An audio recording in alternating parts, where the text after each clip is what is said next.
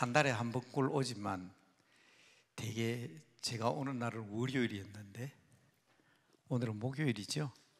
예, 들어오면서 참 기분이 좋았습니다.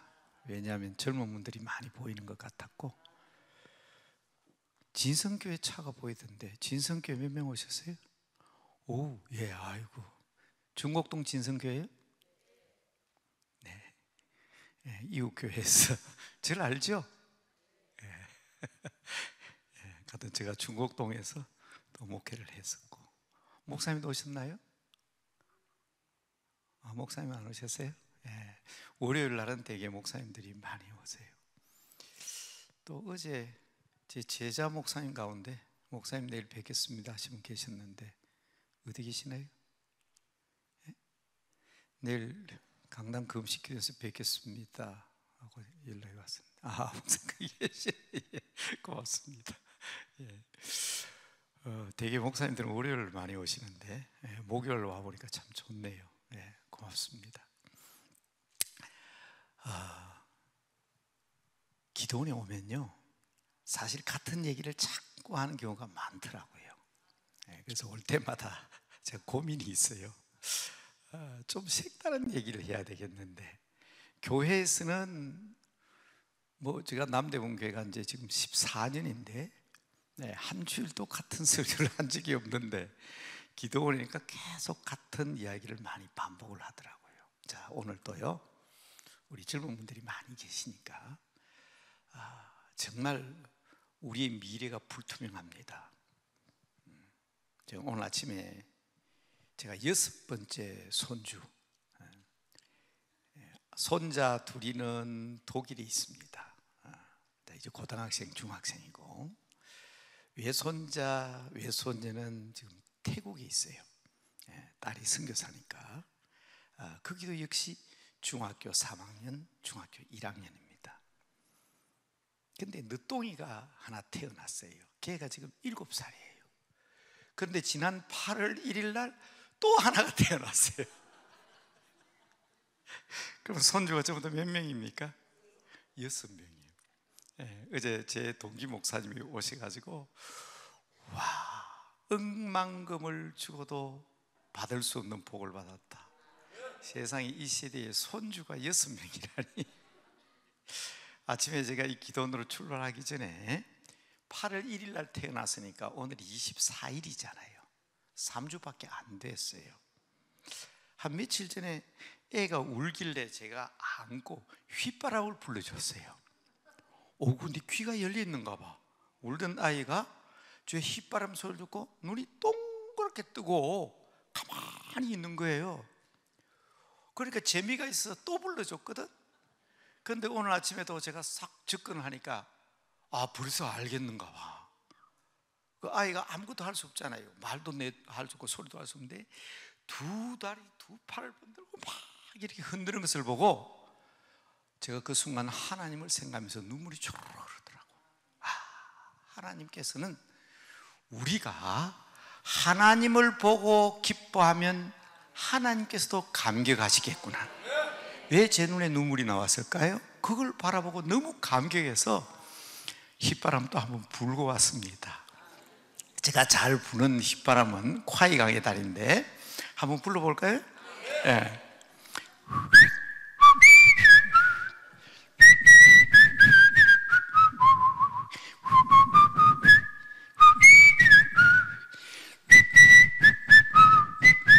그러면 애가요, 이 소리를 들어요.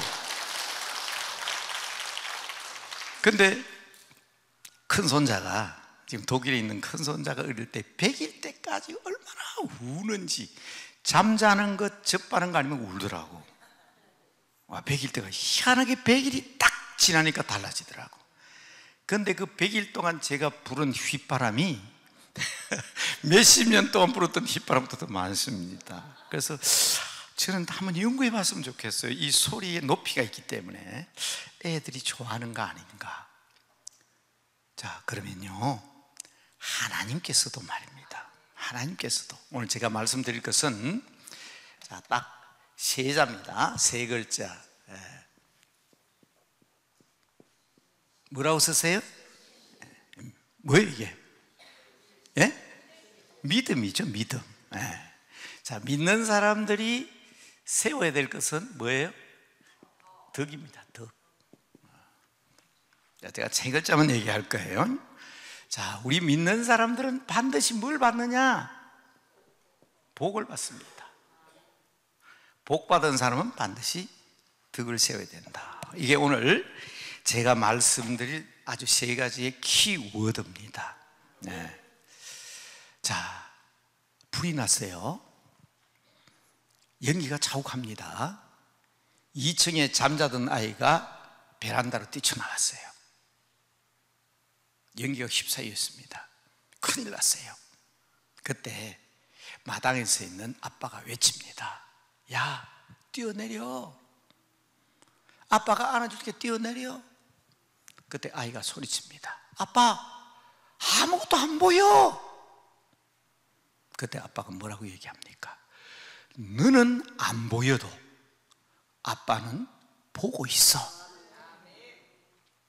어느 방향으로 뛰어내리든 아빠는 지금 아들을 보고 있습니다. 그게 믿음입니다. 우리는 하나님이 안 보이지만 하나님은 우리를 지금도 보고 계십니다. 종종 장례식장에 가면 유족들을 위로하기 위해서 말씀을 전할 때 제가 자주 이야기하는 게 있습니다. 만약에 말입니다, 그 육신이 우리 아버지고 할아버지면 매장을 해서도 안 되고 화장을 해서도 안 됩니다. 아니, 자기 아버지를 왜 불에 태워요? 자기 엄마를 왜 땅에다 묻어? 평생 안고 살아야지. 그런데 아무리 존경하고 좋아하는 어머니, 아버지도, 할아버지, 할머니도 돌아가신 지 3일, 4일 지나면 다 화장하고 매장합니다. 이유는 그 육신은 70년, 80년 혹은 90년 동안 머물러간 집에 불과합니다. 본체는 영혼입니다. 그 영혼이 천국으로 갔기 때문에 그래도 나를 낳아주시고 길러주시고 품어주신 부모님이기 때문에 정성을 다해서 장례를 하는 겁니다. 자, 그런데 위로하기 위해서 제가 드린 말씀이 뭐냐? 계시록을 한번 잘 읽어봐라. 설명은 없다. 그런데 어떻게 그 천국은 유리바다일까? 가서 나중에 저도 가서 봐야 할 것 같아요. 그러나 그들을 위로하기 위해서 제게 주신 하나님의 영감은, 나는 할아버지, 할머니, 엄마, 아빠를 볼 수 없어도 주님 우편에서 우리를 위하여 기도하는 고인을 생각하고 위로를 받아라. 그러니까 엄마, 아빠는 항상 그 마음이 자녀에게 있습니다. 그처럼 하나님도 우리에게 늘 마음을 두고 계신단 말이에요. 그걸 믿는 믿음이, 그 사실을 믿는 믿음이 믿음이지. 한 번, 두 번, 세 번 믿게 되면요, 우리 믿음이 꽉 차게 됩니다. 믿음이 꽉 차게 되면 보세요. 태어난 지 20일밖에 안 된 아이도 한 번, 두 번, 세 번 휘바람 소리 듣더니 이제는 당연히 자기를 즐겁게 해줄 것이라고 두 팔 두 다리를 바둥바둥 하는데, 그걸 보면서 나는 예수를 믿고 하나님을 믿은지, 저는 본래 안 믿는 가정에서 자랐어요. 안 믿는 가정에서 자랐습니다. 거의 20살이 돼가지고 19살 때 예수를 믿었으니까 지금 이제 70이니까 거의 50년을 예수를 믿었잖아요. 그리고 복음을 전하는 목사로서 살았잖아요. 하나님을 믿는 믿음이 어느 정도일까? 이게 목사님들도 계시고 귀한 직분들, 장로, 권사님들도 계시는데 한번 가만히 자신 한번 돌아보시기 바랍니다. 내가 정말 하나님을 신뢰하고 있는가? 전적으로 하나님을 믿고 있는가? 외국에서 공부를 하고 돌아온 제 제자 목사가 제법 큰 교회 담임 목사를 맡았습니다. 그러니까 외국에서 유학한 목사니까 교인들이 처음에는 막 좋아했어요. 근데 1년이 지나고 2년이 지나니까 아주 좋은 기간이 지난 것 같아요. 그래서 매우 어려움을 당했습니다. 그때 제게 질문하기에 제가 그랬습니다. 하나님이 보내주신 거 믿냐? 하나님이 보내주신 것 믿는다면 한번 따라 합시다. 하나님의 일은 하나님이 하신다. 자, 잘 기억하셔야 됩니다. 제가 첫 번째로는 나는 하나님을 보지 못하지만 하나님은 나를 지켜보고 계신다는 걸 믿으시기 바랍니다. 두 번째, 하나님의 일은 누가 하신다고요? 하나님이 하시는 거예요. 내가 사람을 만나서 설득을 하고 사람을 만나서 이야기를 하고 변명을 하고 핑계를 하면요, 그 인간적인 방법으로 이루어지는 것은 더 큰 분란을 일으킬 수 있고 그것이 책 잡혀가지고 나중에 더 큰 일을 유발할 수가 있습니다. 그래서 제가 하나님의 일은 하나님이 하신다. 하나님과 해결하자. 어떻게 해결하냐? 강단에 가서 엎드리라. 죽더라도 거기서 죽어라. 하나님께서 해결해 주실 것이다. 저는 목사가 되기 전에 저는 오랫동안 교직 생활을 했던 사람입니다. 자꾸 그런 말씀 드려서 죄송하지만 저는 1976년에 부산에 있는 경남 여상에서 교직 생활을 시작한 사람입니다.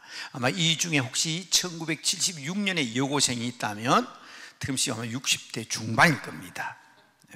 그렇죠? 여기 60대 중반도 안 계시겠어요? 그러니까 저하고 나이가 몇 살 차이 나지 않아요. 왜냐하면 제가 대학 졸업하고 바로 첫 부임한 데가 여고였습니다.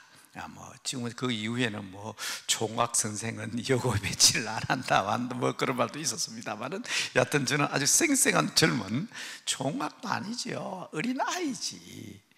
그럴 때 저는 여고 선생으로 교직 생활을 시작했습니다.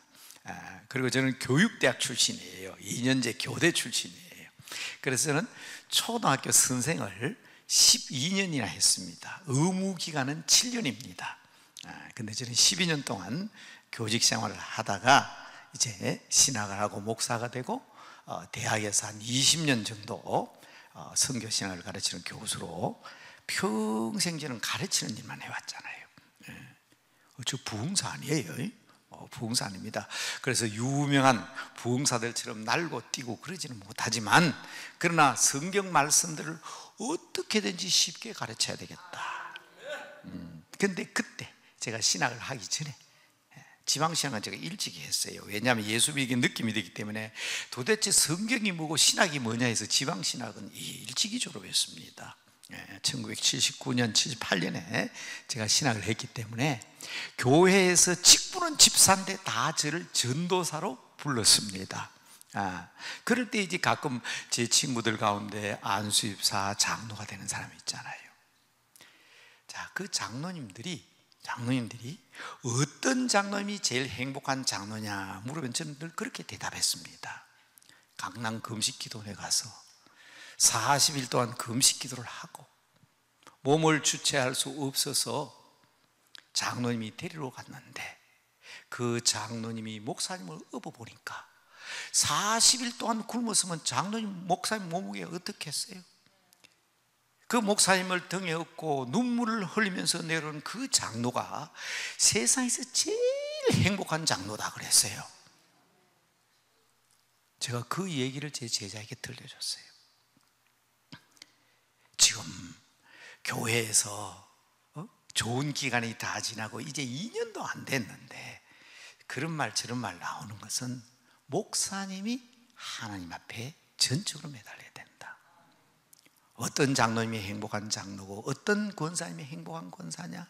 우리 목사님, 어느 시골교회 전도사님이 40일 동안 금식하고 왔다 그랬더니 권사님들이 우리 전도사님 몸 허약해졌다고 그냥 닭을 폭 삶아가지고 드렸더니 그만 그거 먹고 돌아가셨다 그러잖아요. 금식한다면 그러면 안 되죠.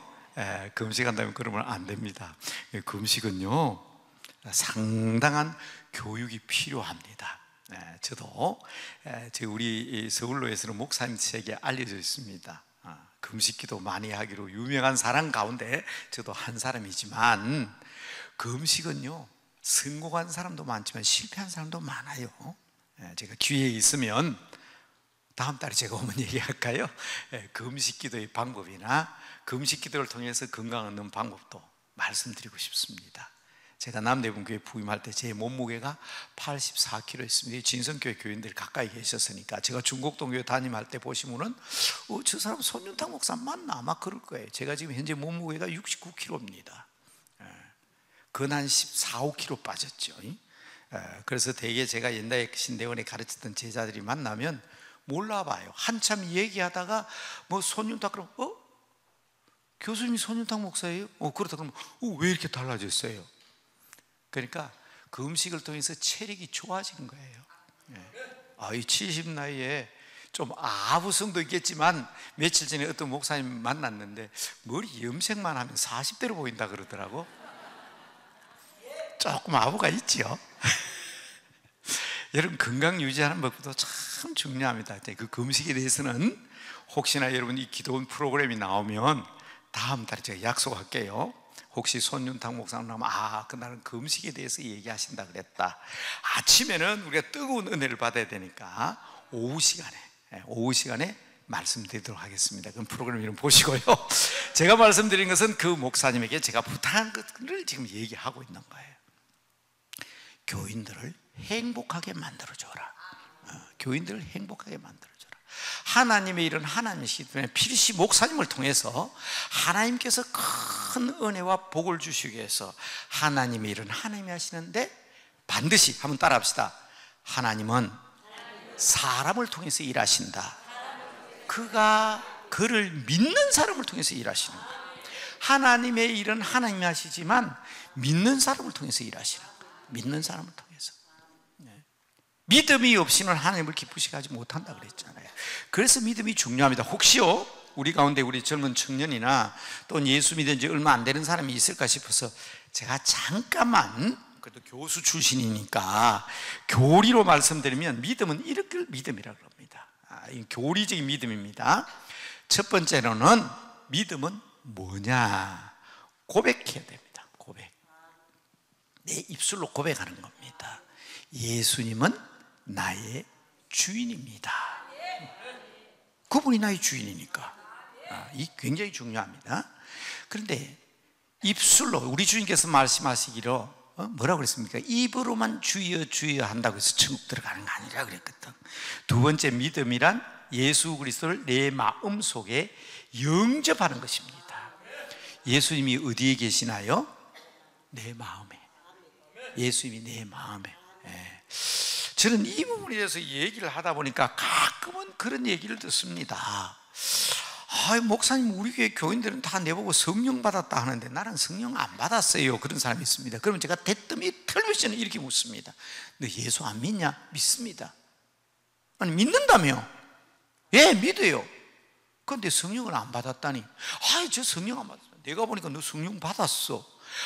목사님도 우리 교인들처럼 그러네요. 나 성령 안 받았어요. 로마서 8장 15절 양자의 영, 곧 성령이 아니고는 하나님을 아버지로 부를 자가 아무도 없습니다. 우리가 하나님을 아버지라고 부르는 그 자체가 성령님이 내 안에 들어와 계신 줄로 믿으시기 바랍니다. 뭐 잘생긴 사람이 또 가가지고 아버지 이러지 않잖아요. 아무나 보고 여러분 하나님이 위대하다 훌륭한 분이다 소문대로 해서 아버지라고 하는 게 아니라 여러분이 하나님을 아버지라고 부르는 이유는 여러분 안에 성령님이 들어오신 겁니다. 예수님이 들어오신 거예요. 아무나 보고 주님 주님 하지 않습니다. 고린도전서 12장 3절 고린도전서 12장 3절 성령이 아니고는 예수를 주라고 할 자가 없다 그랬습니다. 자, 한번 따라합시다. 주님, 주여, 예수님. 여러분 그거 다 나의 주인으로 고백하는 거죠. 그러니까 여러분 안에 이 성령님이 들어와 계신 겁니다. 문제는 성령님을 내 안에 모시고 있는데 말입니다. 세 번째가 참 중요한 거예요. 요게 우리가 오늘 혹시나 처음 믿는 사람, 얼마 안 된 사람을 위해서 우리가 다 아는 내용이지만 교리적으로 믿음이 뭐냐 얘기할 때는 예수를 나의 그리스도로 고백하는 것입니다. 동시적인 사건이에요. 순서가 있거나 따로따로가 아니에요. 그 순간 예수님은 내 마음속에 들어오셨어요. 영접한 겁니다. 그런데 이 세 번째가 참 중요하다고. 뛰어내려. 아빠 안 보여요. 아빠는 보고 있어. 우리 아버지가 안아주실 것을 믿고 뛰어내릴 수 있는, 바로 모든 것을 그분에게 맡길 수 있어야 돼요. 입술로, 머리로 알고 예수님 나의 구주입니다, 가슴으로 주님이 내 마음에 들어오셔서 내 마음이 뜨거워 감사합니다, 그까지는 좋는데 손발이 안 따라가는 거예요. 머리와 가슴과 손발이 같이 움직여야 되는 겁니다.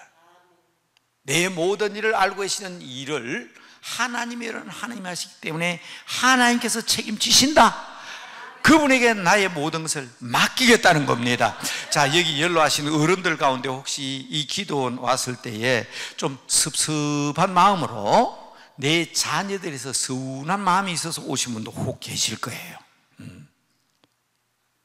아니, 내가 시골에 그냥 살면 잘 사는데 이것들이 잘 모시겠다고 데려다 놔놓고 영 애비 취급을 안 하고, 애미 취급을 안 하고, 엄마 취급을 안 하고 말이야, 저끼리만 그냥 말도 안 하고 어른도 없고, 내가 뒷방 늙은이냐, 내가 뒷방 늙은이 취급받으려고 여기서 사냐? 분노가 일어날 수밖에 없어요. 분노가 일어나죠. 화가 나죠. 근데 여러분, 우리가 하나님에 대해서 얼마나 그렇게 하고 있는 걸 알아야 합니다. 작은 것 하나라도 성령님이 내 안에 들어와 계시잖아요. 그분과 의논하고 그분과 소통해야 되잖아요. 그런데 나는 예수 믿습니다, 내 마음에 들어오셨습니다 해놔놓고는 지 마음대로 다 해. 그래서 우리 어른들이 하나님 앞에 기도할 때 하나님 내 마음대로 자행자지한 것을 용서하여 주시옵소서, 그런 말을 썼습니다. 정말 자행, 내 마음대로 행하고 내 마음대로 스톱하는 거예요. 자행자지. 하나님 내 마음대로 자행자지한 것을 용서하여 주시옵소서 그러잖아요. 이게 바로 뭔가 하면 하나님을 내 마음에 모셔놓고 뒷방 늙은이 취급한 거예요.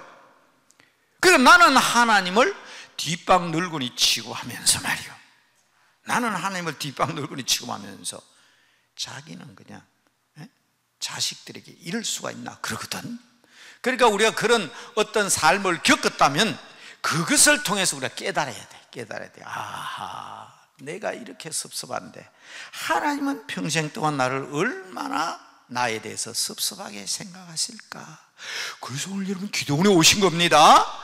하나님, 나의 모든 것은 다 주님의 것이오니 주의 뜻대로 행하시옵소서.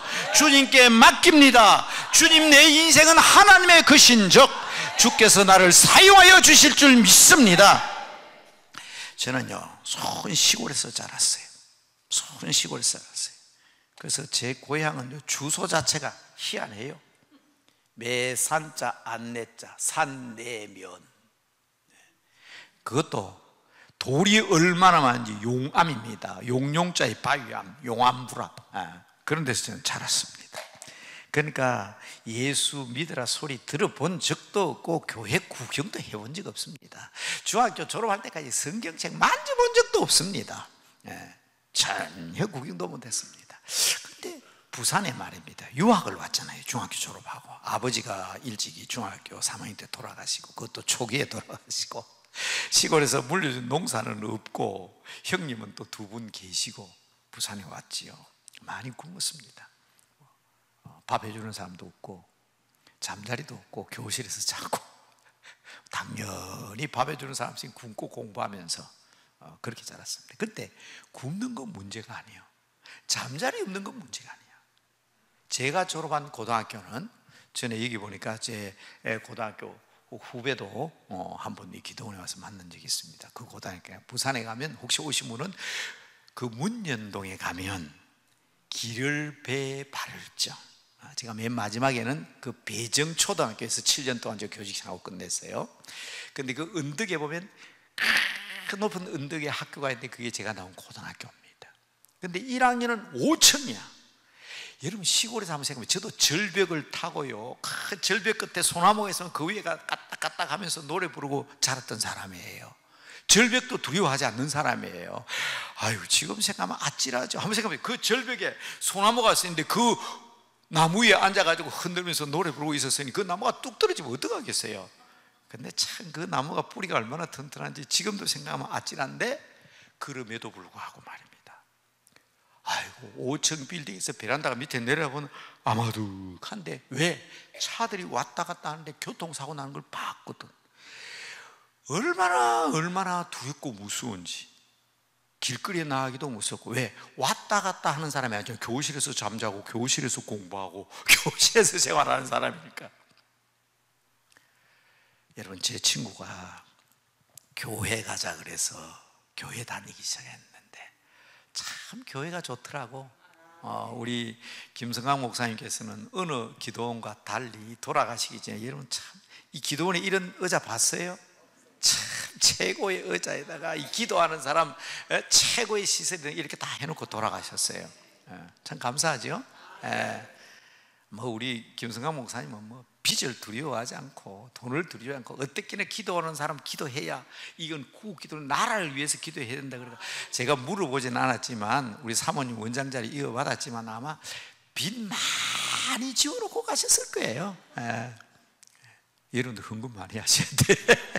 좋은 자리에서 여러분 예배 드리잖아요.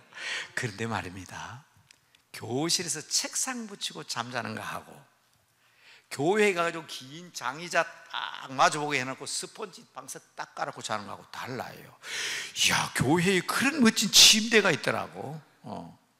멋진 침대가 있더라고. 그런데 제가 예수를 가장 믿게 된 결정적인 이유가 있습니다. 그 뭔가 하면 죽음에 대한 두려움입니다. 여기 가면 그 시골 촌놈이 하루에 차 3대만 오면 재수 있다 그래가지고요, 학교 수업 시간에도 공부하다가 선생님이 설명하는데 한 놈이 야 버스다 그러면 아이들이 선생님 안 듣고 내가 창가에 차고 간다고. 그런 촌놈이에요. 하루에 차 3대만 보면 재수 있다는 동네에서 자란 사람이 하루에 그냥 내려다보면 차가 수십 대가 꼬리를 물고 다니니까 그걸 본 사람이 얼마나 두려움이 겁니까? 그때 하나님께서 제게 깨달음 주신 게 있어요. 그게 뭔가 하면 이제 교회 다니기 시작했으니까 하나님이, 자 지금 보니까 이사야서 43장이야. 그러나 그때는 그걸 몰라요. 교회 가서 성경을 읽으니까 한번 따라합시다. 너는 내 것이다. 내가 누구 거라고? 내가 너를 지명하여 불렀나니. 그 순간 말입니다. 그 순간, 만약에 내가 오늘 죽는 것이 하나님의 뜻이라면 하나님의 목적대로 살다가 가는데 뭐가 두를 게 있냐 이 말이에요. 그렇잖아요? 오늘 죽으면 어때? 내가 죽음의 목적을 이루고 하나님 뜻대로 사는 인생인데, 그리고 내가 어떤 일이 있어서 하나님의 계획이 있다면 그때까지 나를 살려줄 것이다. 제 사촌 형수가 말입니다, 어릴 때 제처로 들어온 형수인데 내만 보면 이 좀 무당, 옛날에 시골에는 그런 사람 있잖아요. 보더니 내를 보고 그래요. 종시동생인데 내를 보고 그래요. 아유, 도련님은 참 얼굴도 잘생기고 생긴 것도 좋은데 참 아깝다 이래요. 그러면 우리 어머니가 야 질부들이 무슨 소리 하나 그러면 명이 짧아요. 명이 짧아. 어렸을 때는 그 소리 듣고 자랐어요. 명이 짧대요. 얼마까지밖에 못 사냐? 43살에 죽는데. 여러분 그게 처음부터 가슴에 남아있잖아요. 어릴 때 잠재의식 속에. 그러면 어릴 때부터 신앙과 믿음으로 키우는 것은 굉장히 중요합니다. 저는 결혼한 지 원래 45년 됐는데 45년 동안 저희 가정에서는 빠뜨리지 하나 있습니다. 빠뜨리지 않는 게 하나 있습니다. 그게 가정예배예요. 가정예배입니다. 장산 제 아들은 대학교 교수입니다. 우리나라 국방을 책임지고 있는 국방대학교 교수입니다. 제 딸은 태국에 있는 선교사입니다. 다 지도자들이잖아요. 그런데도 불구하고 독일에 있고 제 아들은 지금 현재 미국에 파견되어 있습니다. 우리나라 국방을 위해서 백악관 가까운 곳에. 제 딸 가족은 태국에 있습니다. 저는 한국에 있습니다. 시간 맞추기가 얼마나 힘든지 몰라요. 되게 여러분 제가 여기 와서 늘 강조하는 게 하나 있잖아요. 가정예배 드리세요. 강남 금식기도원에 와가지고 손목사 설교 듣고 하나 남아있는 게 있다면 가정예배 드려야 되겠구나 하는 의식입니다. 아마 잘 드리는 가정도 있을 거예요. 어떤 사람은 얘기합니다. 아니 목사님 시간이 없어요. 아빠는 밤 10시대에 퇴근하고 아이는 야간 자서 하면 12시대에 들어오고 아침에는 아빠 나가는 시간 아들 나가는 시간 다르고 가족이 만날 틈이 없는데 어떻게 가정 예배 드립니까? 잘 들으세요. 그런 가정은 가정 예배 안 드리면 큰일 납니다. 가정 예배라도 드려야 가족들이 얼굴을 볼 거 아니에요. 아닙니까? 시간이 안 맞고 일주일 내내 가족들이 만날 수 없다고 해서 가정 예배 안 드리면 그 가정은 그냥 풍비박산 나는 거예요. 콩가루지만 되는 거예요. 그래서 저한테는 그런 얘기하면 여지 없습니다. 그러니까 드리라는 거예요. 그러니까 아들은 부산에 있고 딸은 광주에 있고 남편은 목포에 출장 가고 나는 서울에 있고 다 흩어져 있는데 그러면 저는요 독일에 있고 시차가 맞잖아요. 시차가 미국 워싱턴 DC 시차하고요 독일 디셀트루프 시차하고 태국의 시차가 한국 시차는 완전히 달라요. 하나는 새벽이고 하나는 저녁이고 하나는 한낮입니다. 그래도 그 틈을 내서 예배 안 드리면 어떻게 되겠냐고 빠짐없이 예배 드립니다. 한번 여기 와서 보여준 적도 있어요. 예배 드리는 광경을 줌으로 말입니다. 제가 설교 안 합니다. 45년 동안 가정예배 드리면 제가 설교한 적 한 번도 없습니다. 물론 애들도 설교 안 합니다. 어렵게 생각하지 말아요. 찬송 하나 부르고 성경 한 장 읽고 감동받은 한 구절씩 얘기하라 그러면요 7살, 8살 아리도요 성경 읽어서 이거 너무 좋아요. 왜 좋은데? 하나님이 나를 사랑한다 하시잖아요. 그게 익혀가면 제가 국어 선생 했던 사람이에요. 고등학교 학교 국어 선생 가르치는 국어는 아무것도 아니에요. 그게 여러분 1년 사이고 2년 사이면요 문장 부르는 솜씨가 싹 달라집니다. 세상에서도 복 받고 말씀으로 은혜 받고 세상에 이런 복이 어디 있어요? 그렇게 어렸을 때부터 여러분 그 황수관 박사라고 아시죠? 참 아까운 어른입니다. 그분이 교육대학 출신이고 초등학교 선생님 출신입니다. 연세대학교 교수를 지냈지만 제가 부산에서 평신도 지도를 부장을 맡았을 때 우리 부산 여전도회 연합회가 남성교회 연합회인가 그분을 모셨어요. 제가 지도 목사니까 그분하고 독대를 하게 됐어요. 족보를 따져보니까 자기도 교대 출신이고 나도 교대 출신이고 자기도 초등학교 선생하다가 교수하지만 저도 초등학교 선생하다가 그래도 학위 받고 저도 대학에서 가르치는 사람이고 공통점이 많더라고. 그런데 제가 그랬어요. 나는 안 믿는 가정에서 자랐습니다. 그러니까 그분은 그래요. 저는 믿는 가정에서 자랐습니다. 그러더라고요. 저는 고등학교 3학년 때 지금까지 쭉 예수 잘 믿었습니다. 그런데 저는 방황기가 있었습니다. 방황기가. 초등학교 선생하면서 세상에 하나님이 어디 계시냐. 초등학교 선생들은요 지금은 이런 거잖아요. 그때는 다 분필가루를 날려요. 그러니까 이 분필가루는 뭐가 좋다? 돼지고기가 좋다. 그래서 되게 그 당시는 초등학교 교문에 보면 저 돼지고기집이 있어요. 저도 몇 번 앉아봤는데 가만히 보니까 저는 돼지고기가 안주가 아니고요 교장 교감 선생님이 안주더라고. 앉으면 그런 얘기하고. 그런데 자기도 그렇게 방황한 적이 있대요. 그런데요 할아버지 할머니가 돌아가시고 난 뒤에 너무 할머니가 보고 싶은 거예요. 여러분 할머니는 손주를 사랑하잖아요. 그런데 뭐가 지나가느냐?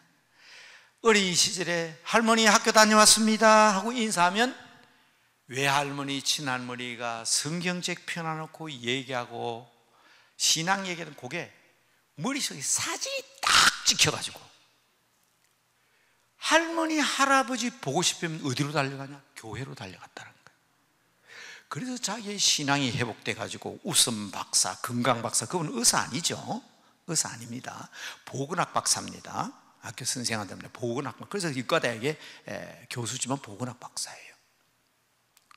그 얘기를 듣는 순간 어린 시절부터 자녀 교육이 얼마나 중요하다는 걸 알아야 합니다. 여러분 학원에 가가지고 공식 하나 더 배우고 좋은 대학 가는 것보다, 제가 이런 얘기하면요, 목사님은 자녀들 다 잘 됐으니까 그런 소리 한다 그러는데, 제 아들 딸에게 저는 어렸을 때 그랬습니다. 이건 라떼가 아니에요. 나떼의 얘기가 아니라 성경적인 얘기예요. 네, 성경적인 얘기는 라떼가 없어요. 여러분 자꾸 이 얘기가 옆길로 가서 미안하지만 저는 동양 철학을 한 사람입니다. 불교는 진화합니다. 처음 불교하고 한국에 나와 있는 대승불교는 다릅니다. 근본불교, 원시불교, 부파불교, 소성불교, 그리고 상자불교라고 그러죠. 그리고 우리 한국에, 중국에, 베트남, 몽골에 있는 것은 대승불교입니다. 이건 불교가 자꾸 진화하는 거예요. 특히 우리 한국의 불교나 중국의 불교는 경교라는 기독교의 영향을 받았기 때문에 저 상자불교하고 좀 달라요. 저 본래 불교는 자기를 스스로 깨닫는 거지만 우리 대한민국의 불교는 교회를 닮은 부분이 참 많습니다. 본래 불교는 이렇게 기원을 하거나 노래를 부르거나 그런 거 없어요. 근데 다 그 교회의 영향을 받았습니다. 그게 경교라는 당나라 시대의 기독교 영향을 받은 겁니다. 그러니까 종교는 왜 진화를 하느냐? 종교 만든 시저들은 대단한 천재들입니다. 이 고다마 시달타라는 분은 굉장한 사람입니다. 그래서 그거 부처가 됐잖아. 그런데 시대가 발달하면 발달하면 더 뛰어난 천재가 나오거든. 그럼 그게 진화하게 돼 있어요. 그래서 불교가 다른 거예요. 유교는 완벽하게 다릅니다. 공자의 유교는 예를 중시합니다. 예를 중시하고 조상 숭배, 특히 강조되는 것은 종손, 종가 사상을 가지고 있습니다. 그러나 맹자의 유교는 그게 아닙니다. 성심성론입니다. 우리의 마음이 긍휼히 여기는 마음, 불쌍하게 여기는 마음, 시시비비를 가리는 마음, 그게 하면 인의 예지의 마음으로 자란다 하는 게 심성론인데, 그 자세히 말씀 안 드릴게요. 여기서 한번 얘기한 적이 있는데 그것도 먼 훗날 또 기회 있으면 한 번 더 얘기하겠습니다. 서울에 있는 동서남북 북대문이 이 맹자의 심성론에 의해서 지어진 대문들입니다. 동대문은 흥인지문, 인, 서대문은 돈의문, 의, 남대문은 숭례문, 예, 북대문은 후에 만들었지만 홍지문, 그래서 인의예지 이렇게 되어 있잖아요. 이거는 공자의 유교가 아니고 맹자의 유교입니다. 한국의 유교는 주자의 유교입니다. 주자의 유교는 또 달라요. 그건 이기론입니다. 이기, 모든 것은 이치가 있다, 이가 있다. 그런데 그게 나타난 기다. 그게 조선시대의 유교라고. 완전히 다르잖아요. 왜냐하면 그때마다 뛰어난 천재들이 나타나기 때문에 변질시키고 발전시키고 개혁하는 겁니다. 그런데 이 지구상의 모든 종교는 다 진화합니다. 그런데 유일하게 진화하지 않는 종교가 하나 있습니다. 기독교입니다. 기독교는 어떤 일이 있어도 진화하지 않습니다. 새로워지기 위해서는 캐캐묻고 오래된 성경으로 돌아가야 합니다. 엄청나게 오래된 고전처럼 보이는 성경이지만 성경으로 돌아와야 새 사람이 됩니다. 이유는 사람이 만든 것이 아니기 때문에 그렇습니다. 다른 것은 다 사람이 만든 종교거든요. 마음의 뜻 보세요. 회교. 옛날에는 오교오주라 그랬거든요. 그게 회교의 진리입니다. 5개의 교리와 5개의 기둥이 있습니다. 그걸 오교오주라 그럽니다. 지금은 육교육주거든요. 육조 육교 가운데 여러분 잘 익히 듣는 말이 성전, 거룩한 전쟁 사상이라든지 혹은 지옥에 대한 사상이라든지 여하튼 자꾸 달라집니다. 그런데 기독교는 하나님이 만드셨기 때문에 우리가 새로워지기 위해서는 하나님께로 돌아가야 되고 성경 말씀으로 돌아가야 합니다. 그렇기 때문에 교회에서 이야기하는 것을 라떼라 그러면 안 돼요. 하나님의 말씀을 가지고 있는데 목사님 그건 옛날 얘기잖아요. 오늘 지금 마지막으로 나중에 결론에 아브라함 얘기할 거 이삭 얘기할 텐데, 아브라함 이삭 얘기가 몇천 년 전의 이야기인데, 그러나 거기에 진리가 있고 거기에 생명이 있는 것이 하나님의 말씀입니다. 그래서 오늘 얘기에 참여하시면 아주 머릿속에 성경 말씀은 어떤 것이도 변질될 수가 없다. 가감하면 이단입니다.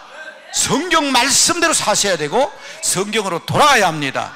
그게 우리의 믿음이라고. 그게 우리의 믿음이라고. 그러니까 그걸 옛날 얘기한다고 생각하면 안 돼요. 아이고 목사님 옛날 얘기하고 목사님 자녀들 교육이고 그 라떼지 옛날 얘기지 그러면 안 돼요. 보세요. 유대인들은요, 지금도 자녀들 결혼하면 1년 동안 회사 안 나가잖아요. 1년 동안 회사 안 나가고 월급은 다 나옵니다. 회사 안 나가요. 그러니까 아기 낳고 1년 동안 부부 생활하고 아기 낳고, 그러니까 유대인들이 성경대로 율법대로 사는 거예요. 말씀대로 사는 거예요. 구원받는 것은 오직 예수 그리스도를 믿는 믿음으로만 구원받지만, 우리가 구원받은 사람들은 하나님의 말씀대로 살아야 복을 받습니다. 영생 얻는 복도 중요합니다. 그게 제일 중요하죠. 우리가 예수 그리스도를 주로 고백하고 영접하고 의탁하면 우리는 예수님이 우리를 영원한 생명길로 인도해서 우리는 천국 갑니다. 그러나 이러한 믿음을 가진 사람들은 이제 복 받는 길로 가야 되는 거예요. 복 받는 길로 가야 되는 거예요. 자, 그게 이제 오늘 나와 있잖아요. 보세요. 아브라함이 의로 구원함을 받았습니다. 할례는 그 이유라고 갈라디아에서 계속 강조합니다. 여러분, 구약 성경이 필요 없는 거 아니에요. 우리의 구원은 맞습니다. 신약 성경에 나온 예수 그리스도를 믿는 믿음으로만 구원받습니다. 천하 인간이 구원 얻을 만한 이름은 예수 외에는 없습니다. 사도 바울은 갈라디아서 1장 8절에 이렇게 얘기합니다. 내가 전한 복음 외에 다른 복음을 전하면 하늘에서 내려온 천사라도 저주를 받는다. 그러니까 우리는 예수만 믿어야 합니다. 나는 길이요 진리요 생명이라고 그랬습니다. 천하 인간이 구원 얻을 만한 다른 이름을 주신 적이 없습니다. 구원받았잖아요. 다 구원받았으면 아멘. 그래서 우리의 구원 확신을 자꾸 강조하죠. 요한복음 5장 24절을 가지고 여러분 많이 강조하는데, 외우시죠? 요한복음 5장 24절은 되게 다 외웁니다. 내가 진실로 진실로 너희에게 이르노니, 내 말을 듣고, 하나님의 말씀을 듣고 나 보내시니 누굽니까? 예수를 믿으면 구원을 얻겠고 그래 되어 있습니까? 요한복음 5장 24절 확실히 하셔야 돼요. 이렇게 예수를 믿고 말씀대로 살면 앞으로 구원 얻겠다가 아닙니다. 잘 보세요. 다시 말씀드립니다. 내가 진실로, 요한복음 5장 24절입니다. 성경 한번 보세요. 내가 진실로 진실로 너희에게 이르노니 내 말을 듣고 나 보내시를 믿는 자는 영생을 얻을 겁니다. 얻고 이미 우리는 영생을 얻어버렸습니다. 여러분은 아무리 지옥 가려고 해도 지옥 안 갑니다. 왜? 하나님의 사람들이잖아요. 성령님이 내 안에 계시잖아요. 하나님께서 선택하셔서 자기의 자녀로 삼아주셨잖아요. 하나님의 자녀 후사된 데에 대해서는 오늘 오후에, 제가 여기 오면 꼭 그럽니다. 오전에는 구약성경, 오후에는 신약성경입니다. 그래서 오후에 에베소서를 통해서 여러분 후사, 하나님의 자녀가 얼마나 놀라운 역사가 일어나는지 기도 응답에 대해서 말씀을 드리겠지만, 확실하고 분명한 것은 여러분, 지옥 가고 싶어도 지옥 못 가요. 실수로 지옥 가면요, 누가 목사님 그거 성경에 없는데 왜 그런 소리 합니까? 그러는데, 실수로 지옥 가면요, 사탄이 여러분들 엉덩이를 차가 천국으로 차버려요. 왜? 자기 자식이 아니잖아요. 한번 따라합시다. 우리는 천국의 백성입니다. 하나님 나라의 백성입니다. 그렇기 때문에 여러분, 친구 집에, 이 기도원에서 기도하고 아이들이 학교에서 공부하고 친구 집에 가 밥 먹기도 하고 놀기도 하지요. 그러나 저녁 때가 되면 야야 엄마 기다린다 빨리 집에 가라 그러잖아요. 근데 사탄은 그런 존재는 아니에요. 그렇지만 남의 자식 지옥에 두려고 생각도 못합니다. 더군다나 찬송을 부르고 기도를 하고 말씀을 읽는 사람에게는 사탄이 놀라서 혼비백산에서 지가 도망간다고. 그래서 우리 찬송가도 있잖아요. 아골골짝 빈들도 복음 들고 가오리다. 사실은 우리 믿는 사람이 지옥 가면 지옥도 천국으로 바뀌어버려요. 빛이 쫙 동굴로 들어갑니다. 어둠을 찾아서. 어둠아 놀러왔다 어디 있니? 빛이 들어가니까 여기 있어. 빛은 어둠을 만날 수가 없어요. 빛이 가는 데는 다 어떻게? 어둠이 물러가잖아요. 아시기 바랍니다. 그러니까 여러분 존재 자체에 대해서 긍지를 가지시기 바랍니다. 이게 우리의 믿음이라고. 자, 이제 오늘 그렇다면, 자, 요한복음 5장 24절도 확인하고요. 얼마나 귀중한 존재인가? 내가 진실로 진실로 너희에게 이르노니 내 말을 듣고 또 나 보내신 이를 믿는 자는 영생을 얻었다고? 얻겠고 아닙니다. 얻어버렸어요. 영생을 이미 얻었어요. 또 하나, 심판에 이르지 아니하나니 사망에서 생명으로 옮겼느니라. 그래서 어린 찬송가에 나오잖아요. 나에게는 심판이 없네. 죄 지었는데 하나님이 심판 안 하셔? 죄는 내가, 따라합시다. 죄는 내가 지었는데 벌은 예수님이 받으셨어요. 그게 십자가 아닙니까? 그게 심판이 이르지 않지. 내가 심판받으면 예수님의 십자가의 능력이 어떻게 됩니까? 우리 주님께서 십자가에 못 박혀 돌아가시고 그 피를 흘려주신 것은 우리의 모든 죄를 깨끗게 하시기 위해서 심판받으신 겁니다. 물론 그렇게 얘기하더라고. 상급을 주시기 위해서 얼마나 공적이 있나 없나 우리 선배들이 그렇게 가르쳤어요. 공적이 있는 사람은 금멸관, 조금 그런 사람은 은멸관, 그것도 저것도 없이 목사님한테 보신탕 하나 대접했더니 개털모자 하나 씌워주더라. 우리 선배 목사님들 한 얘기지. 근데 금멸관, 은멸관 아니에요. 여러분 금멸관, 은멸관 탐나면 돈 벌어가지고 저 금방이가 주문하세요. 얼마든지 금멸관, 은멸관 받을 수 있어요. 성경 잘 보셔야 돼요. 이사야서 62장 3절에 보면 우리의 면류관은 하나님입니다.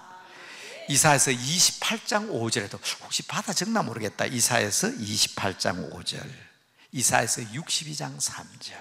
하나님이 면류관을 쓰고 있는데 면류관을 쓰셨네? 보니까 그게 누구냐? 나더라는 거예요. 하나님은 우리를 면류관 삼으시고 우리의 면류관은 하나님이십니다. 그게 영생이고 그게 구원이지. 그게 구원이지. 그러니까 여러분 이 귀히 여기셔야 됩니다. 심판에 이르지 않습니다. 우리는 이미 사망에 속한 것이 아니라 어디로 옮겨졌다? 생명으로 옮겨졌단 말이에요. 벌써 예수님 오시기 전에 하나님께서 예시로 보여준 게 아브라함과 이삭 아닙니까? 자, 오늘 보세요. 오늘 읽은 첫 절에 보면 이삭이 그랄 땅에 갔어요. 농사를 지었는데 그 해에 그랄 사람보다 얼마나 많은 수익이 있었어요? 100배나 된 수익을 얻었다고. 100배나 나는 수익. 이것도 제가요 역사적으로 얼마든지 증명할 수 있어요. 얼마든지. 저 북구라파에 스웨덴, 노르웨이, 덴마크 거기는요 농사가 안 되는 데예요. 농사가 염분이 끼어가지고 덴마크 때는 땅이 바다보다 더 낫잖아. 그게 무슨 농사에 대해서. 그래서 그 사람들이 뭐냐면 도둑놈들이에요. 바이킹. 남쪽에 가가지고 물건도 약탈하고 사람도 죽이고, 그리고 여자들 낳아놓고 가니까 여자들이 거기서 얼어 죽고 굶어 죽고, 그러니까 여자가 없으니까 남쪽에 수도원을 습격해가지고 예수 믿는 처녀들을 그냥 끌고 가 임신시켜 놔놓고 말이야. 그러니까 수도원에서 예수 믿던 처녀들이 임신을 아기를 낳아 키우면서 얘야 너도 자라거든 너 아빠처럼 도둑놈 되라 그랬을까요? 그게 신앙과 믿음으로 키워놨더니 거기에서 유명한 그룬트비 같은 목사님, 달가스와 같은 사람, 안데르센 같은 유명한 동화작가, 이런 믿음의 사람들이 나와가지고요 신앙이 확 바뀌니까 지금 여러분 덴마크, 노르웨이, 스웨덴이 굶는 나라입니까? 국민소득이 제일 높고 제일 잘 사는 나라들이에요. 땅이 바뀌어버렸다고. 땅이, 사람이 바뀌면 땅이 바뀌는 줄로 믿으시기 바랍니다. 그러니까 이삭이 그 그랄 땅에 갔지만 그 그랄 사람들과는 다르지요. 하나님을 믿는 사람 아니면 그게 복이지. 그게 복이라고. 그러니까 여러분 오늘날 우리나라가 새마을 운동하고 잘 살리는 다 덴마크에서 배워왔잖아요. 덴마크에서. 첫째, 하나님을 사랑하자, 애천. 둘째, 하나님 주신 땅을 사랑하자, 애토. 셋째, 하나님 주신 이웃을 사랑하자, 애린. 애천, 애토, 애린. 덴마크의 국시잖아요. 그러니까 바뀌잖아요. 제가 반대되는 나라도 이야기했습니다. 세계에서 진짜 잘 사는 나라는 구스였어요. 이디오피아. 그래서 6.25 때요 우리가 불쌍하다고 이디오피아가 육군, 해군, 공군도 보내주고요 의료봉도 보내주고요. 박정희 대통령 때 셀라시아 황제가 오니까 1968년입니까? 그때는요 박정희 대통령이 좀 도와주세요, 이디오피아가 우리를 좀 도와주세요. 왜? 3,000년 동안 하나님 믿은 나라예요. 3,000년 동안. 시바라는 여왕이 솔로몬의 아기를 배가 임신해가 돌아가가지고 하나님을 믿는 유대 국가로 만들었는데, 사도행전에 보니까 빌립이 그 왕의 내시에게 전도를 해가지고 예수 믿는 나라로 확 바뀌어버렸네요. 그러니까 2000년 동안 하나님께서 복을 주시는데 그 나라 사람들 그냥 앉아서 먹어요. 왜? 그 울창한 숲속에 호랑이, 코끼리, 기린들이 있으니까 세계에서 그냥 자연동물원이잖아요. 그 사람들이 가서 뿌리와는 돈도 풍성하고 농사도 잘 되고, 이디오피아가 얼마나 잘 사는 나라입니까? 지금 30대, 40대는 이해 안 될 거예요. 6.25 때 우리를 도와줬다, 박정희 대통령이 빌었다, 그 이해가 됩니까? 지금 현재는 이해가 안 되지. 그런데 1974년에요, 이름도 정확합니다. 맹기스투입니다. 맹기스투. 회교도를 믿는, 하나님 믿지 않는 이 사람이 왕족을 멸하고 예수 믿는 사람을 죽이고, 그 잘 사는 나라 자연이 그대로 있어야 될 거 아니에요? 그런데 1978년에 74년에 국토를 봉쇄해버렸어요. 아무도 못 들어가. 그러니까 저 잘 사는 나라 잘 살겠지 생각했는데 1978년에 독일 사진 기자가 딱 들어가 보니까 아이 하나가 막 헌대가 나가 머리는 파리가 붙어있고 배는 뻘룩하게 있는데 길거리에 그런 아이들이 있는 거예요. 세계가 이거 문제가 있다. 알아보니까요, 완전히 그 숲이 그대로 있는데 비가 오면 다 사막 되는 거지. 석 달만 비가 와도 그러는데 1974년부터 80년, 90년까지 그냥 10년, 20년 비하는 그 땅은 어떻게 되겠어요? 전부 다 사막으로 다 변해. 제가 4년 전에 가봤는데, 이제는 예수 믿고 교회가 다시 세워지니까요, 제가 가만히 보니까 이 나라가 살아난다. 그래서 물어봤더니 아프리카에서는 제일 지금 경제 성장률이 빠르대요. 예수를 믿게 되고 1990년 이후에 교회가 부흥되니까. 보세요. 여러분 지금 40대 50대 되는 어른들은요, 초등학교 할 때 얼마나 이번 돼지 지금통 많이 들었어요. 이디오피아 난민 도와준다고, 그죠?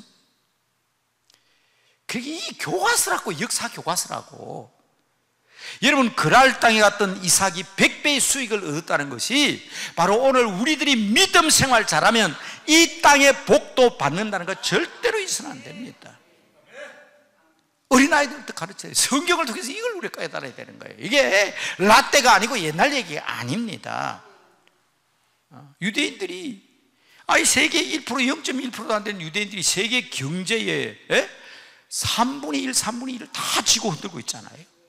그건 웬만히 우리가 믿음으로 구원받지만 말씀대로 살면 세상의 복도 받는다.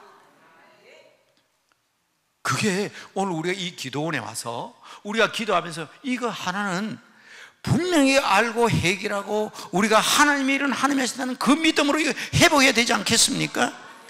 지난달에 와서 얘기한 거 또 얘기해서 죄송합니다만, 제가 두만강에 제 손자 둘을 데리고 배를 탔습니다. 대나무로 만든 배를 타는데 바로 저기 북한 땅. 그 낚시하는 것처럼 보이는데 그 안내하는 사람이 쳐다보지 말라고 하더라고. 그게 다 군인들이라고. 그런데 손자들은 사진 찍으려고 하면 기겁을 해가지고 못 찍게 하더라고. 그런데 참 이상하잖아요. 그건 남쪽입니다. 두만강에서 북쪽에서 대나무로 만든 배를 탔으니까 남쪽이에요. 더 따뜻한 데입니다. 그런데요, 그 북쪽인 중국 땅에는 옥수수가 거짓말하고 이만하더라고. 팔뚝만해. 근데 거기는 아무리 안 보려고 해도 안 보일 수가 없잖아요. 옥수수가 노랑땡땡하게 말라가지고 그 옥수수 알이나 있겠나. 제가 안내한 사람 보고 그랬어요. 참, 지금 남쪽인데 더 따뜻하고 이 강물이 흘러가는 것인데 왜 저기는 옥수수가 저 모양이고 여기는 팔뚝만 하냐 그랬더니 그분이 제게 아주 결정적인 말을 했어요. 목사님, 우리도 안 믿을 때는 그랬시오 그러더라고요. 우리도 예수 안 믿을 때는 그랬다는 거예요. 여러분, 그게 그냥 예사로 들을 말 아니잖아요. 저는 가슴이 아주 뜨끔하더라고. 이야, 그렇구나. 여러분, 대한민국에 지금 전 세계 선교사를 약 한 2만 5천 명 정도 파송하고 있는데 대한민국 국민소득이 2만 5천 불이에요. 옛날 우리나라가 국민소득이 한 3천 불일 때 초교파조로 파송된 선교사가 3천 명 정도. 우리나라 국민소득이 8천 불이었을 때 외국으로 파송된 선교사가 8천 명 정도였어요. 와, 국민소득이 올라가니까 선교사 많이 파송하는구나. 아닙니다, 여러분. 한국교회가 선교사를 많이 파송하니까 하나님께서 국민소득을 높여주신 거예요. 이거 아셔야 돼요. 한국교회는 성장했기 때문에 선교한 교회가 아니라 선교했기 때문에 성장한 교회고요, 한국이라는 나라는 예수 믿는 사람이 핍박을 받고 욕을 얻어먹어도 우리들이 이 강남 금식기도원의 모여가 함께 기도함으로 하나님께서 복 주신 거지, 맨날 저렇게 싸우고 다투고 해결 방법이 없어. 저거 어떻게 해결하겠어요? 예수님이 십자가로 해결 방법이 없는데 지금 맨날 국회에서 싸우고 정부에서 싸우고 해결 방법이 있습니까? 해결 방법이 없어요. 하나님 외에는 해결 방법이 없어요. 그러니까 여야 할 것 없이 모든 사람을 강남 금식기도에서 무릎 꿇고 회개하고 기도해야 나라가 사는 거예요. 이게 지금까지 흘러온 역사의 증거인데 기가 먹은 사람은 뭐 할 수 없어요. 왜? 성경이 나오는 거예요. 성경이. 왜? 자, 그랄 땅에 있는 이삭이 막 복을 받고 막 그러니까 이 사람들이 시기 질투를 하잖아요. 그래가지고 그 당시에 제일 중요한 게 뭡니까? 우물이잖아. 근데 이 블레셋 사람들이 와서 우물을 새 몇 버렸어요. 물이 없어져 버린 거예요. 그런데 이삭이 어떡합니까? 그냥 주버리잖아요. 또 옵니다. 그러니까 그랄 왕이 보고 떠나서 그랄 꼴짜기로 왔어요. 그 꼴짜기다 또 우물을 파니 또 물이 나왔어. 근데 이 사람들이 싸우면서 자기 거로 우기는 거예요. 여러분, 우리가 정치하는 사람, 세상이 시끄러운 사람, 저 사람과 싸우지 맙시다. 우리는 하나님과 싸워야 합니다. 야곱이 에서가 무서워서 가족들을 다 먼저 보내고 야비하게 자기 혼자 뒤에 남았지만 야곱이 실험한 것은 에서와 실험한 것이 아니라 하나님과 실험했습니다. 그 실험의 현장 야복강이 바로 우리 강남 금식기도원이 되게 해야 합니다. 여러분, 교회가 되어야 합니다. 안 싸우잖아요. 이삭이 안 싸워요. 또 갑니다. 또 딴 데 가서 또 팝니다. 또 물이 터져 나옵니다. 그때야 그랄 왕이 뭐라고 고백합니까? 우와, 우리는 이제야 알겠다. 너가 하나님과 함께 하기 때문에. 여러분, 세상 탓하지 마세요. 요한 1세에 보면 요한 사도가 이렇게 얘기합니다. 세상이 너희를 이상하게 오고 핍박해도 그 이상하게 여기지 마라. 하나님을 알지 못한 사람은 당연히 그렇다고 생각하시기 바랍니다. 사탄이 지배하고 악한 것들이 지배하는 세상은 어쩔 수가 없습니다. 그런데 우리는 자꾸 그거하고 싸우면서 뭐 잘 보이려고 그들한테 아부하고 잘 보이려고 몸부림치다 보니까 이것들이 기고만장해가지고 뭐요? 옛날에는 교회가 사회를 도와줬는데 요새는 사회가 교회를 걱정한다고 웃기는 소리 하지 마세요. 성령에 대해서 알지도 못하는 사람이 교회에 대해서 뭘 알아요? 교회를 핍박하고 교회를 욕하는 사람은 적당하게 예수 믿고 신앙생활을 하는 것처럼 하다가 마치 자기가 당하면 그 사람들이 교회 핍박하고 욕하는 거예요.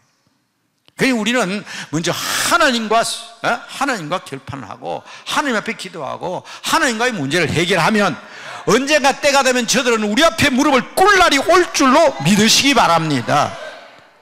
그러기 위해서 우리가 해야 될 일이 뭐냐? 덕을 세우라는 거예요. 덕을 세워. 여러분, 덕은 법이 아닙니다. 어떤 권사님 와서 목사님, 나는 성경 앞에 부끄러움이 없고 하나님 앞에 부끄러움이 없습니다. 그게 나는 잘못한 게 없다는 거예요. 그런데 지탄을 받아요, 교인들한테. 그 왜 그럴까요?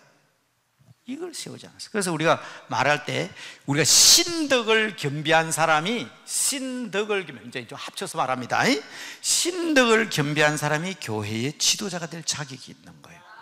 따라합시다. 신덕을 겸한 사람, 이 중요합니다. 그래서 교회에서는 장로나 권사나 집사를 세울 때 뭘 말하냐? 건덕상, 이런 말을 쓰죠. 덕을 세워야 된다. 이 덕이라는 것은 나보다도 남을 생각하는 거예요. 목사님, 저는 율법전서 다 갖다 놔도 법을 어긴 적이 없고 법대로 다 했습니다.